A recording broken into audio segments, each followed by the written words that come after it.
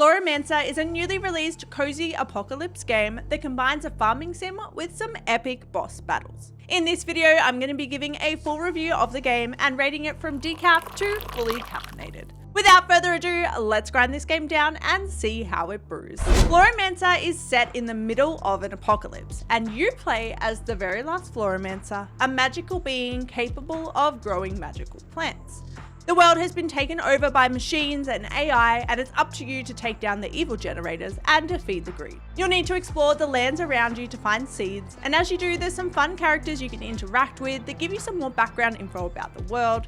You'll also uncover the shrines, which add a touch of mystery to the game. From the get-go, Floramancer has a story that really draws you in. It's pretty goal-driven, but there's a lot of room to play your own way within the overarching storyline. The story doesn't feel urgent, which definitely adds to the cozy feel of the game, but there's still plenty of action in store for those who want to shake it up a bit too. The game combines fantasy with cyber and tech themes in a really cool way that creates a world that is interesting and a story that hooks you in.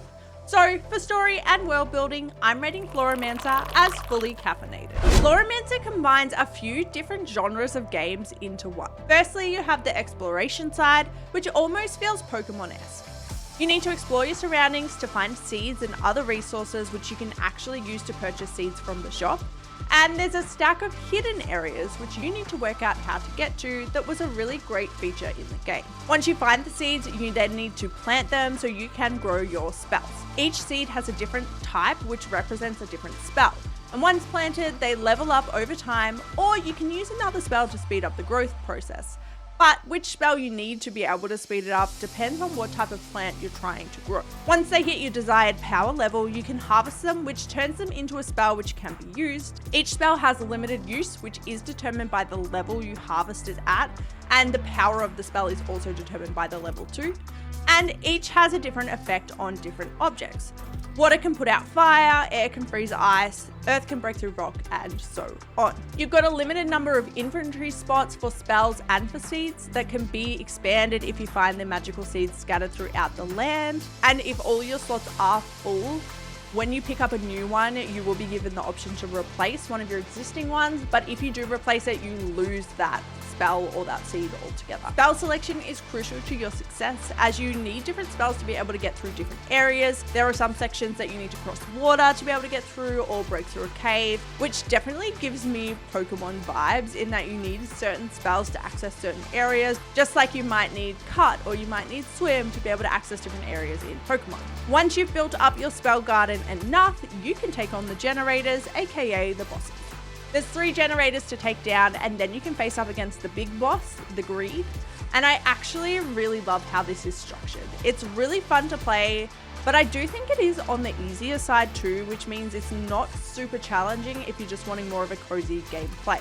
I'm not great at boss battles, but I found it wasn't too bad once I got the hang of the controls and the flow of the game. So definitely don't let that put you off the game. I didn't like that all the resources respawn every time you load into the game. I think it makes it feel a bit too easy to get those resources. I didn't mind the respawning when you die, but I think when you load into the game, that feels a little bit odd. And I feel like a lot of the smaller enemies you can kind of just run past and ignore, which is perfect for me because I like to just run through things. But if you are someone who wants a bit more of a challenge, this definitely isn't super challenging in that regard. I would have liked to have seen a bit more complexity to the farming side. It felt quite easy to get the max level spells for all of the different ones. So I would have liked to have seen things like, needing to water your plants, needing to weed them. And I think an option to turn your plants to seed would be a really cool feature because otherwise you can't get the seeds unless you just find them in the world somewhere. That being said, I definitely had a really fun time playing this game. The game definitely has an addictive feel and a really cool vibe to the game. I just wish it was a little bit more challenging. But for game mechanics, I'm rating Floramancer as juice. The graphic design of Floramancer is a cute but edgy pixel art style. The colors are great and add a lot of different dimension to the spells with all of them being color coded.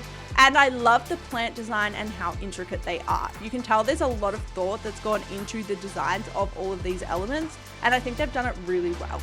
The whole generator, machine, AI aspect is really well designed, and I love that you can see it in the world design as well. So you can see where the cables come out of the ground and the landscape of the world itself has been affected by this, which is really cool. The sound design is done really well with a soundtrack that complements the gameplay and sound effects that add to the atmosphere, really bringing the enemies and the magic to life in the game. They've done a really great job combining fantasy and tech aspects in a way that pays compliment to both, but still represents the war on the world. So for graphic and sound design, I'm rating Floramancer as fully caffeinated. Floramancer has a game theme that is really unique. It combines fantasy and tech in a really cool and really well implemented way. It does feel like a cozy game, even though it has elements that aren't typically cozy. And the combination of farming / exploration sim with boss battles is really fun and not something I've seen done before. So for originality, I'm rating Floramancer as fully caffeinated. Floramancer is a really cool game that has an addictive gameplay and hits a note that I haven't really heard since the original Pokemon style games. It combines some edgy elements with some fantasy ones to create a cozy apocalypse hybrid, and the surprising puzzle and exploration challenges were a welcome addition to the game. I really love how we're seeing these cozy hybrids, and this one is a great example of how to do it in a really great way that makes it fun for the cozy gamer, but also a bit more challenging than your typical cozy games. This is definitely one for the gamer who doesn't typically like farming sims, but doesn't mind farming elements. And overall, it just has a really fun gameplay style. We've ground the beans, we've carefully weighed and pressed the grinds and brewed this game down. Now it's time for a taste test.